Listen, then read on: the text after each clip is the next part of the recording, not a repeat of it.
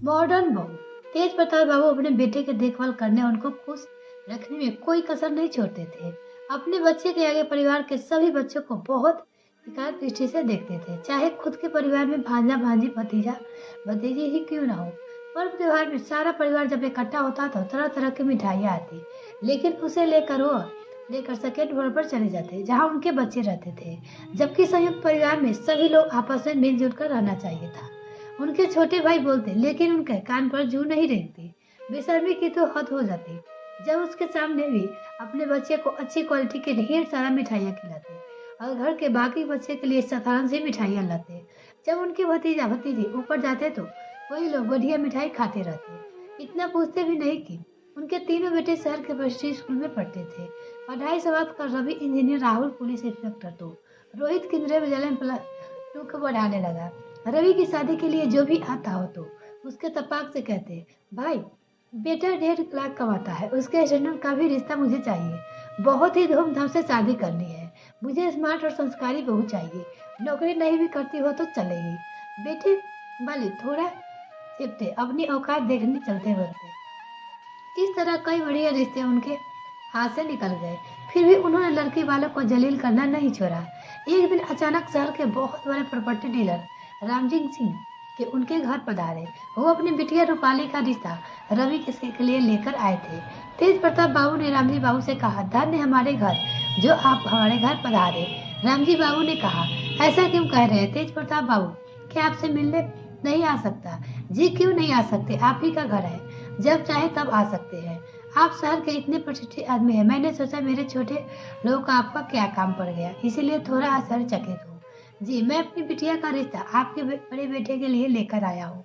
कल सुरेश बाबू मिले थे, उन्होंने बताया कि रवि के लिए आप अच्छा रिश्ता ढूंढ रहे हैं। अपनी बिटिया के लिए रिश्ता लेकर आए थे, लेकिन उनसे बात नहीं बनी। उन्होंने भी मुझे यही भेजा। आप बस शादी के लिए हाँ कर दीजिए, मैं आपको सारी मांगे पूरी कर दूंगी। अरे नहीं नहीं, मेरी कोई मांग नहीं है, आपका ही बेटा है, आप जैसे चाहे शादी कर सकते हैं।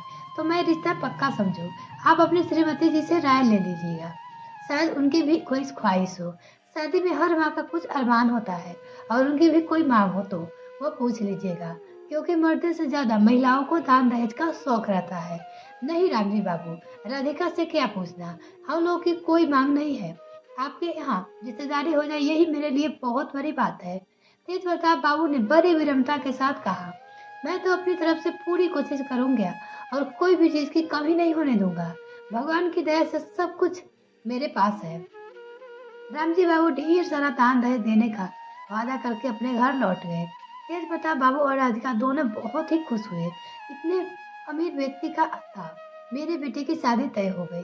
तेज प्रताप बाबू और राधिका जी बड़े बेटे की शादी बहुत ही धूमधाम से की। बहुत ढेर सारा नगद और इतना सामान मिला कि उनको तीनों फ्लोर भर गया। मोहल्ले में तेज प्रताप बाबू सीना चौड़ा किए घूमते थे, मानो कह रहे कि देखो मेरी हैसियत, अपनी औकात नई नवेली दुल्हन मॉडर्न जमाने की थी। छोटे कपड़े पहनने, देर से सोना और देर से उठना उसकी फितरत में शुमार थी। तेज प्रताप बाबू और राधिका जी को यह बिल्कुल पसंद नहीं आता था। राधिका जी अक्सर बहू को टोक देती थी। एक दिन वो उसकी नजर के सामने छोटे छोटे कपड़े पहन चली आई तो उन्होंने मर्यादा का लंबा चौड़ा लेक्चर दे डाला।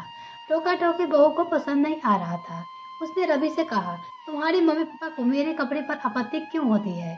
तुम्हारे माँ बाप तो बहुत ही जाहिल गवार है, उनकी कोई बेटी नहीं है, इसीलिए बेटियों के साथ कैसे सलूक करना चाहिए इन गवारों को नहीं पता। यदि उन्हें टिपिकल बहू चाहिए तो कोई गांव देहात की लड़की लाते, मुझ जैसी मॉडर्न लड़की से तुम्हारी शादी करने की क्या जरूरत थी? अब रईस परिवार की बेटी ब्याह कर लाएगा तो नखरे तो झेलने ही पड़ेंगे। उनसे कह दो अपनी जुबान बंद रखे। बहू ने अपनी आदत नहीं बदली, छोटे छोटे कपड़े में कौन कहे जीन्स टॉप स्कर्ट पहनकर बाजार निकलने लगी। लोगों ने तेज प्रताप बाबू से कहा, यह क्या, आपकी बहू तो जीन्स टॉप पहनती है, मुझे लगता है कि आपके घर में नहीं चलती, यह मना करने की आपकी औकात नहीं है। अमीर घर की बिगड़ी बेटी लाएंगे तो यही हाल होगा ना। दहेज के लालच में अपने अच्छे अच्छे रिश्तों को ठुकरा दिया, अब देखिएगा यही मॉडर्न बहू आपको नाक कटवाएगी। तेज प्रताप बाबू ने बेटे रवि से कहा, बहू को रस्म रिवाज की समझ तो होनी ही चाहिए, तुम थोड़ा उसे सलीके से रहने की हिदायत दे दो, क्योंकि मोहल्ले में लोगों को बातें बनानी शुरू करती है। बेटे ने तपाक से कहा, मुझे समझ में नहीं आता आप लोगों की मेरी पत्नी के कपड़े से क्या आपत्ति है? यह क्या पहनती है, क्या उड़ती है, इससे आप लोगों को क्या मतलब? हमेशा हम लोगों के जीवन में झाँकना छोड़िए। जब देखो तब आप लोग ताक-झाँक, टोका-टोकी करते रहते हैं। रति हाथ जोड़कर कहा, हमें अपनी ज़िंदगी जीने दीजिए। रवि के मुँह से ऐसी बातें सुनकर तेज प्रताप बाबू अबाक रह गए। उन दोनों को रवि से ऐसी बातें की उम्मीद नहीं थी। यह तो बस यह समझाना चाह रहे थे कि सलीके से बहू को रहे, सामने वाले के कुछ कहने का मौका न मिले। अगले दिन रविवार था। सत्यनारायण स्वामी की पूजा होने वाली थी और उसमें बहू बेटे को ही बैठना था। पूजा के लिए मोहल्ला की औरतें आ चुकी थी और कुछ पुरुष भी आ गए थे। सारे लोग आ गए थे। अभी बहू नीचे नहीं आई थी। पंडित जी भी आते होंगे। उनकी पड़ोसन सवित्री राधिका ने कहा, अब तो बहू को बुलाओ। तभी पंडित भी आ गए। आते ही उन्होंने पूजा में बैठने वाले को बुलाया कि अब विलम्ब करना ठीक नहीं है जजमान, जल्दी से आप अपने बहू को बेटे को बुलाइए। हाँ पंडित जी, अभी बुलाती हूँ, राधिका ने कहा और रामू ऊपर अपनी बहू बेटे के बुलाने चले गए। रामू ने आकर कहा कि भाभी जी अभी सोई हुई है तो तुमने उन्हें उठाया नहीं। राधिका ने गुस्साते हुए कहा, मैंने उन्हें जगाया तो उन्होंने कहा कि माता जी खुद ही पूजा में बैठ जाए। अरे रामू, तुमने बताया नहीं कि पूजा उन दोनों के लिए ही रखी गई थी। मैंने बताया था माँ जी, लेकिन उन्होंने कहा कि पूजा पाठ नहीं मानती हूँ। तभी तेज प्रताप बाबू ने कहा कि कोई बात नहीं, मैं पूजा में बैठ जाता हूँ, किसी तरह पूजा संपन्न होगी। सभी लोग बातें बनाते हुए अपने अपने घर चले गए। राधिका जी ने बहू को डांटते हुए कहा, जब तुम जानती थी कि पूजा तुम लोगों के लिए रखा गया है तो नीचे क्यों नहीं आई? पूजा के बाद भी तो तुम सो सकती थी। सबके सामने इतनी बेइज्जती कराने की क्या जरूरत थी? बहू ने रोते हुए रवि से कहा, अब तो मेरा सोना भी तुम्हारी मम्मी को रास नहीं आ रहा है। बातें बातें मुझे डांटती रहती है। इनको तो देहाती बहू चाहिए थी तो जो दिन रात माता जी हाँ माँ जी कहते रहती।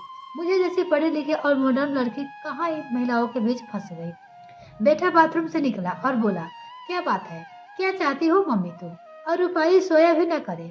रविवार था, देर तक सोती रही तो कौन सा पहाड़ टूट पड़ा?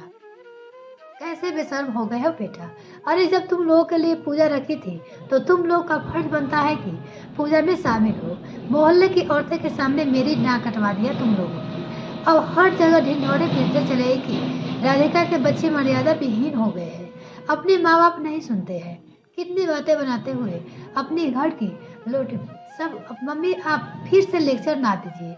आप तो सवेरे उठ जाती हैं ना, रामू काका के साथ मिलकर सारे काम निपटा क्यों नहीं लेती? लेकिन आप ऐसा क्यों करेंगी? आपको तो बहू के पीछे पड़ने की आदत हो गई है। सोमवार को बिना ब्रेकफास्ट किए रवि अपने ऑफिस चला गया। रात में भी देर से घर लौटा और सीधे अपने कमरे में चला गया। अपनी मम्मी पापा से कोई बात नहीं की। मंगलवार को अचानक एक माल गाड़ी दरवाजे के आकर खड़ी हो गई। उसने सब कुछ मजदूर निकले रवि के कमरे की तरफ जाने लगे। राधिका जी ने कहा, अरे ऊपर की तरफ तुम लोग कहाँ जा रहे हो? इस पर रवि ने कहा, आओ तुम लोग सीधे ऊपर चलो। वहां से सारा सामान लाकर उसी गाड़ी में लादने लगे। तेज प्रताप बाबू और उनकी पत्नी राधिका जी परेशान हो गई। दोनों से पूछा, कहाँ जा रहे हो सामान लेकर? लेकिन उन लोगों ने कोई जवाब नहीं दिया। तब सामान ले जाने वाले एक मजदूर ही बोला कि मैडम के पिताजी ने इनके लिए आलीशान घर खरीदा है, उसी में रहने जा रहे हैं। तेज प्रताप बाबू ने क्षमता से नजरों से बेटे की ओर देखा और कहा, ऐसा क्यों कर रहे हो बेटा? कोई अपने माँ बाप का साथ छोड़कर जाता है क्या? रूपाली आप लोगों के साथ एडजस्ट नहीं कर पा रही है, इसलिए उसके डैडी ने हम दोनों के लिए एक मकान उपहार स्वरूप दिया है। उसी में हम लोग रहने जा रहे हैं। सामान लदवा देख आसपास के लोग जमा हो गए। तेज प्रताप बाबू और राधिका जी के पास मोहल्ले वाली औरतें घूरती निगाहें से जवाब नहीं था। बेटा बहू चले गए और तेज प्रताप बाबू और राधिका जी अपने घर में कैद हो गए। उनके दोनों बेटे को जब पता चला कि भैया भाभी घर छोड़कर चले गए तो उन लोगों को भी अपनी मम्मी पापा ही दोषी करार दिया। तेज प्रताप बाबू और राधिका जी खामोशी थे। किसी ने अपना दुखड़ा कहे तो उन्हें समझ नहीं आ रहा था कैसे अपने दोनों बेटे के समझाए कि कसूरवार वो नहीं। आपको ये कहानी कैसी लगी मुझे कमेंट करके जरूर बताइएगा। मिलते हैं फिर किसी और वीडियो में फ्रेंड, तब तक के लिए bye. Thanks for watching this video.